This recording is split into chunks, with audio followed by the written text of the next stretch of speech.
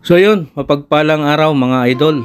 At syempre nandito po tayo sa Zambales, Ibas Zambales po. At kung mapapansin nyo po sa ating likuran, isang napakagandang buhangin, kulay puting buhangin, pinong buhangin, dalampasigan ng dagat, isang magandang beach resort. Ayan, at dito lang po yan sa Ibas Zambales. At kung mapapansin nyo, napakasarap magtatakbo dito, napakaganda, napakasariwa ng hangin. Perfect na perfect po itong lugar na ito para sa pamilya, yung medyo napapagod na sa Manila. Dito kayo magbakasyon.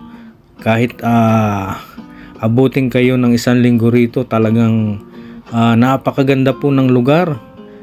Kulay blue ang tubig, napakalinis. At ang buhangin, pinong-pino, kulay puti. Talagang pati mata natin po ay mabubusog sa mga view na makikita natin dito, sa mga scenery po. At ito po ang isang pampatanggal ng stress. Ayan, kaya tara na po, dito lang po yan sa Ibas Zambales, kung saan matatagpuan ang puting buhangin. At syempre naman po ang isang perfect na sunset ang makikita natin dito. Abangan lang natin ito sa hapon. Po ay talaga naman, kung kayo ay may ginagawang prenup or pelikula or TV show, perfect na perfect po ito sa mga love story. Ayan, napakaganda po, napakaganda pong view ng sunset dito sa Zambales. Ayan, at masasabi ko nga na lumilevel up po ito sa sunset ng Boracay. Talaga naman, opo. Napakaganda po ng sunset dito at napakaganda sa mata. Marami kang maiisip na istorya kung ikaw ay creative. Napakadami pong papasok na istorya sa iyo sa pag review mo po nitong sunset dito sa Zambales. Ayan, dito lang po yan. At ayan, may tumatalon-talon pa.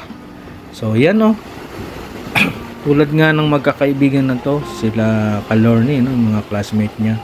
Napakaganda ng kwentuhan nila.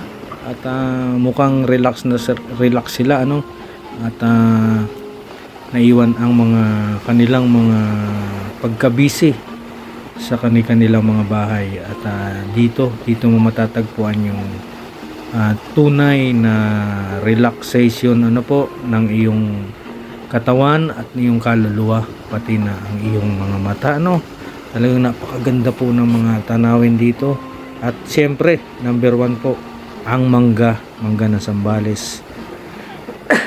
Isa po yan sa mga dinarayo dito sa Zambales. At puting buhangin, ayan, ang puting buhangin po. At siyempre kasama na yung mga seafoods, sariwang pagkain, mga isda, mga shell, napakarami po dito. Ayan, tara na po, ano pa bang ginagawa natin? Tara na sa Zambales!